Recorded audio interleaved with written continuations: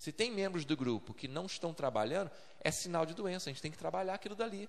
Todos têm que convidar pessoas. Se nós estamos apresentando vida, salvação, transformação, vida em Cristo às pessoas, nós temos que convidar as pessoas. Todo mundo tem que estar motivado a ganhar seu amigo para Cristo. Se não está, tem alguma coisa errada com aquela vida. Todo crente tem que estar com uma fome, uma sede, uma vontade enorme de salvar seus amigos para Cristo. Se ele não está motivado a isso, não tem alguma coisa errada com ele. Se ele está nesse mundo para isso, se ele sabe que as pessoas que ele ama estão indo para o inferno e que a salvação delas depende de Jesus Cristo e que a estratégia ideal é o grupo pequeno, porque a gente acolhe, a gente gera, a gente cuida, a gente discipula no grupo. Se ninguém está motivado a convidar ninguém, se ninguém convida ninguém, não tem alguma coisa errada? Tem. Precisa de ser tratado isso no grupo, precisa de haver essa motivação. As pessoas precisam, do nosso grupo, os membros, os crentes, precisam estar convidando e recebendo bem as pessoas. Então são sinais que a gente olha assim, meu grupo não está bem. Então o que é um grupo saudável? Esse grupo aí, a presença de Deus é a coisa mais importante, é viva. Nós chegamos lá e sentimos Deus agindo. Não é só um encontro, é uma busca pela presença de Deus. As pessoas estão se importando umas com as outras, estão cuidando umas das outras no nosso grupo. É para isso que os grupos existem. As pessoas estão sendo convidadas e quando chegam ao nosso grupo são muito bem-vindas, porque é fruto de muito trabalho, de muito convite, e o grupo todo está envolvido nisso. E as pessoas têm fome da palavra de Deus, ok? Existem barreiras para a gente vencer. Barreiras, gente, são obstáculos que a gente precisa de vencer, coisas que a gente precisa de transpor para o nosso grupo, para que o nosso grupo seja saudável. Então, primeira barreira que sempre traz doença para o nosso grupo é o orgulho. Tiago 4,6 diz que Deus resiste aos soberbos. Ele dá graça aos humildes, mas ele resiste aos soberbos. Então, todo orgulho afronta a Deus. E nós temos que quebrar todo o orgulho, sempre todo o orgulho no grupo. Nós temos que nos tornar pessoas humildes. O grupo precisa de ser um grupo humilde. Então, por exemplo, aquele sentimento de que eu sou melhor do que o outro, sou melhor do que o Márcio, porque eu fiz o IDES na igreja. E isso é um tipo de doença espiritual. Isso afronta a Deus. Eu tenho que ser humilde. O meu grupo precisa de ser humilde. Nós precisamos de trabalhar isso no nosso grupo, porque senão isso se torna um empecilho, uma barreira para o nosso grupo ser saudável.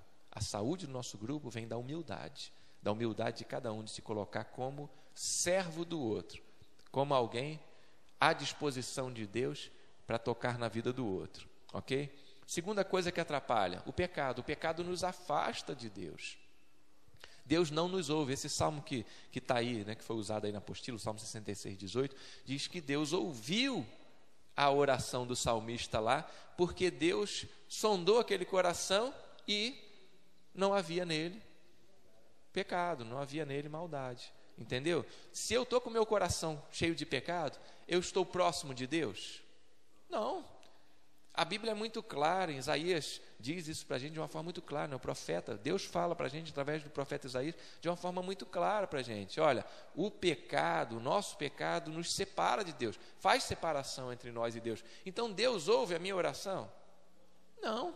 Então meu grupo é saudável se a gente está em pecado? Não, então são barreiras que a gente tem que quebrar. Ou seja, nós temos que ter o hábito na nossa vida de confessar os nossos pecados a Deus, de sondar de pedir o Espírito Santo de Deus para sondar os nossos corações, de termos coragem suficiente para tirar nossas máscaras diante de Deus e quebrar a nossa vida diante de Deus, para Deus curar as nossas vidas. E isso tem que ser um hábito do grupo. Se a gente deixar que o pecado se instale no nosso coração, as nossas orações não são ouvidas.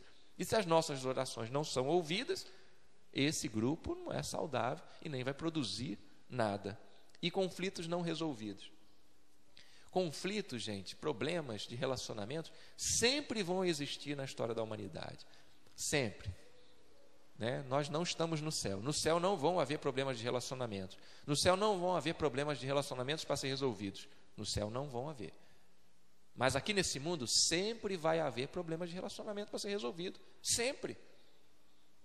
Você está na sua família lá, seu pai, sua mãe, seu irmão, seu tio, seu avô, não tem problema de relacionamento? De vez em quando não acontece alguma coisa, um mal entendido, uma palavra esquisita, um fere o outro, Isso tem que ser tratado. Sabe quando os problemas de relacionamento são resolvidos? Quando são tratados. Se eu não trato eles, são resolvidos? Não, não são resolvidos. Os problemas são resolvidos de relacionamento, os conflitos são resolvidos quando a gente trata ele. Quando a gente finge que não tem problema, eles estão ali, eles continuam. Eles continuam e continuam atrapalhando a vida espiritual minha, atrapalhando a vida espiritual do outro, atrapalhando o nosso grupo, estão atrapalhando. Se tem problemas de relacionamento nos grupos e eles não são resolvidos, aquilo dali está atrapalhando a vida espiritual daquele grupo, a saúde daquele grupo. Aquele grupo está doente e o líder precisa de intervir, ajudar que os problemas sejam resolvidos.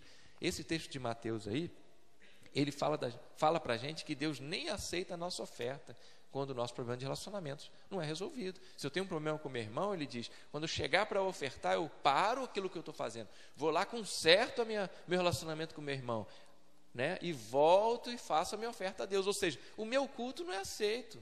Tudo que eu tenho feito para Deus não é recebido por Deus, porque o meu problema não está resolvido, porque eu não quero resolver. Então, qualquer problema de relacionamento num grupo, ele interrompe, ele adoece, né? Ele interrompe o crescimento, ele adoece o grupo.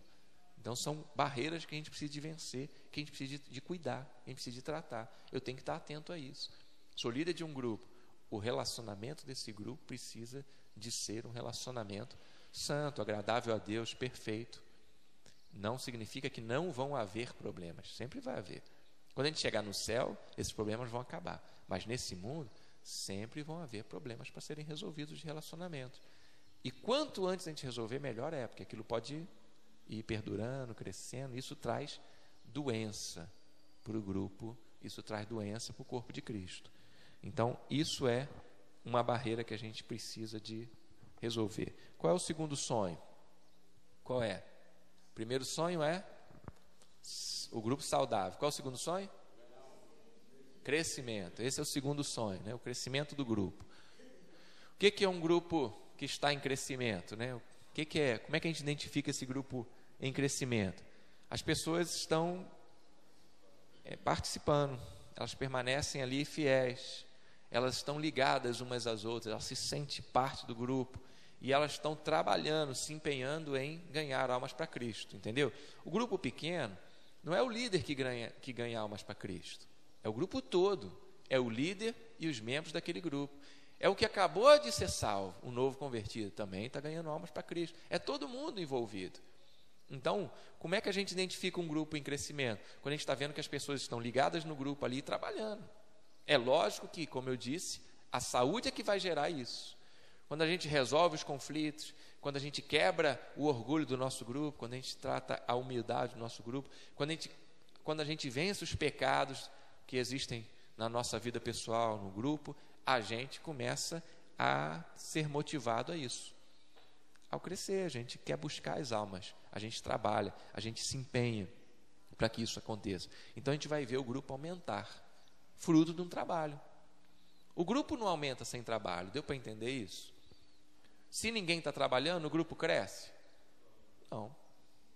A gente não convida, a gente não visita, a gente não fala, a gente não se esforça, a gente não chora, a gente não ora, o grupo cresce? Não.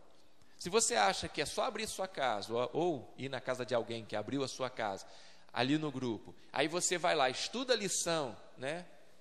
Pronto, aí chega lá, você está pronto, meu grupo vai crescer porque a gente se reúne toda terça-feira, porque a gente estuda a lição, você está totalmente enganado. O grupo cresce fruto de trabalho. E de trabalho de quem? Do líder como exemplo e principal e de todos os componentes do grupo. Se nós não estamos trabalhando, se não há um comprometimento em a gente ganhar os perdidos, se não há um comprometimento em a gente trabalhar, o grupo não cresce não. O grupo cresce fruto de trabalho, o líder tem que trabalhar. Então o crescimento vem quando a gente trabalha e envolve todo mundo para trabalhar, quando a gente tem um plano de ação, quando a gente está convidando, quando a gente está orando, quando a gente está visitando, quando a gente está falando de Cristo para as pessoas, quando a gente está motivando as pessoas a trabalharem para Cristo, aí acontece o crescimento. Se a gente não faz nada disso, não cresce não. Se a gente acha que é só lembrar do grupo, né? Vamos supor, meu grupo é na terça-feira, aí se eu acho que é só lembrar que hoje tem grupo na minha casa, preparar lá as cadeiras, preparar lá o lugar e dar uma lidinha no estudo que vai ser dado, não vai crescer não. Ninguém vai vir no seu grupo, porque as pessoas não vão ser alcançadas para Cristo sem trabalho duro.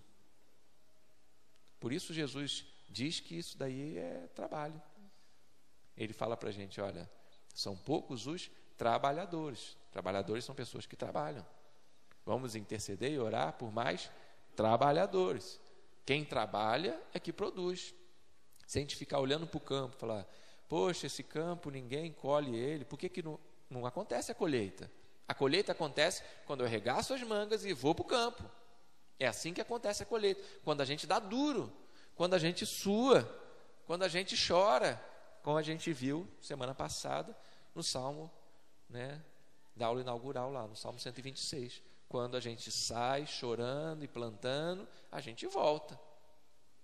Feliz com os nossos molhos, com os nossos feixes, cantando de alegria por termos colhido. Então, um grupo em crescimento é um grupo que trabalha. Resumindo esse parágrafo aí, é um grupo que trabalha. Se a gente não trabalha, não tem crescimento. O crescimento vem como fruto desse trabalho, da saúde do grupo e do trabalho do grupo. Ok? Todo grupo, todo grupo em crescimento também tem que vencer suas barreiras,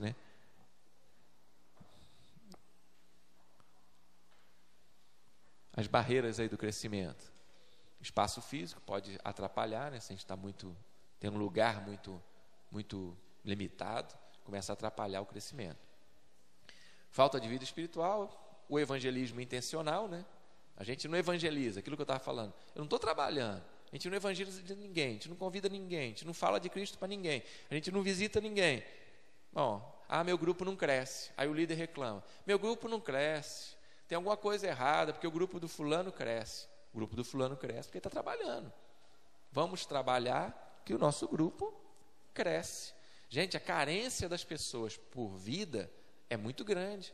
As pessoas estão clamando, gemendo, chorando, pedindo pelo amor de Deus para alguém apresentar para elas uma solução para a vida delas. E nós temos a solução para a vida delas, mas nós precisamos de trabalhar.